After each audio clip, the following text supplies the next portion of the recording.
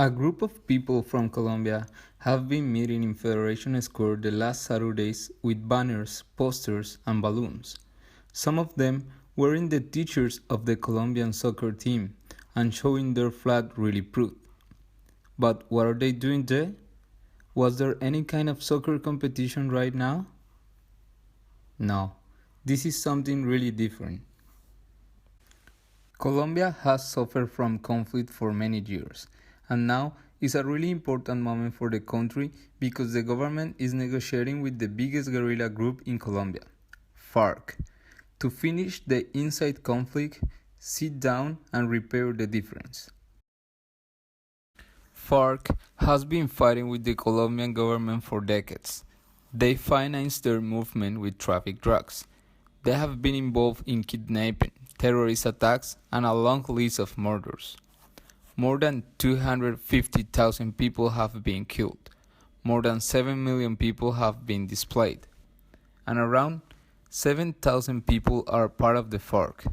The internal conflict in Colombia started like 52 years ago after a violence period where the two main political parties were trying to exterminate each other. So when the two political parties were Conservative Party and the Liberal Party, and at the moment that Conservative Party took the power in the Senate and in the presidency, the liberal farmers took arms, took guns to defend themselves from the conservative followers who were trying to execute them. That's when the first guerrilla group started. One of the most important factors that leads to the creation of the guerrilla groups is the political persecution that the social movements suffer in Colombia. For example, the human rights defenders and the student movements. The guerrilla group in 1964 tried to have a political party called the Patriotic Union. In less than 1 year, 11 senators and 2 of the presidential candidates were killed. And as they needed money to fund themselves, they started to traffic with drugs and to commit terrorist attacks. We have a very violent culture. What the current government wanted was try the fourth peace agreement, because they were 3 intents before. This is the fourth intent, and they looked for a place outside from Colombia, so they started negotiations with the biggest guerrilla group, that is FARC. So they started negotiations there. The negotiations have been working for 4 years, and when the finally peace agreement was published, the government called a plebiscite to ask the electorate if they agreed with the arrangements done in that peace agreement or not. So the last 2nd of October was the plebiscite votation. The Colombian government and the guerrilla group FARC agreed to sign the peace treaty. However, Colombia is a democratic country, and the government also have to ask the people what they think about the deal. The answer of the Colombians was not, which doesn't mean they don't want a peace.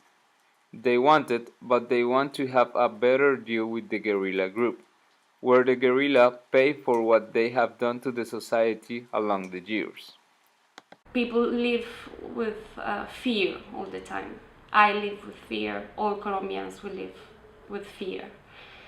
So this is a pretty good opportunity to end that conflict, and also it's the first time that many international institutions are helping Colombian government to arrange a good agreement that help all these militants and the guerrillas to reinsert to the society.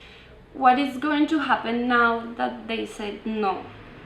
In this moment, Las FARC and the government are trying to arrange new agreements, um, because people around the world is gathering together to ask the government to continue with the process and to make agreements fast, and is pressing is pushing the opposition to give solutions, because the opposition, I mean the people who voted no, they haven't come up with proper or specific solutions. So we around the world were getting together to press the opposition and to press the government to make a fast agreement and to execute it now. We want peace now. Here in Melbourne, well, after the plebiscite, all Colombians said we were so sad because the no won. So we by Facebook and other social networks, we agreed to get together to make posters, to make testimonies, to call the people and ask them, even the people who wasn't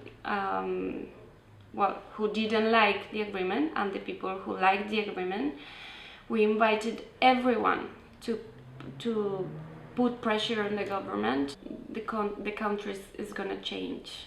We need a big change. We need to change our culture of hate, and we really need that people get together and we say no more. We need peace now.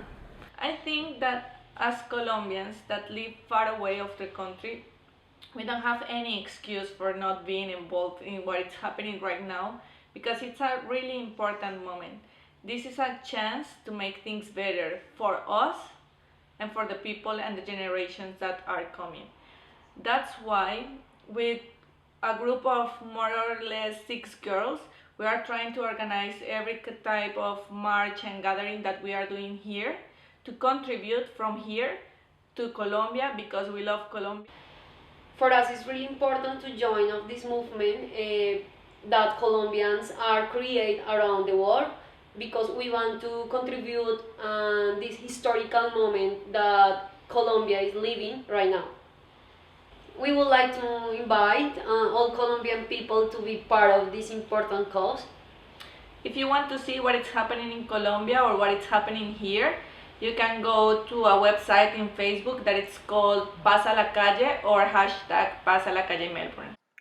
Colombians have been meeting not only in Federation Square.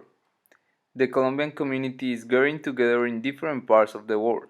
They are going out to the streets as a show of support to the country, and also because they want to be seen and listened by the government. They want the peace treaty to be signed and approved now.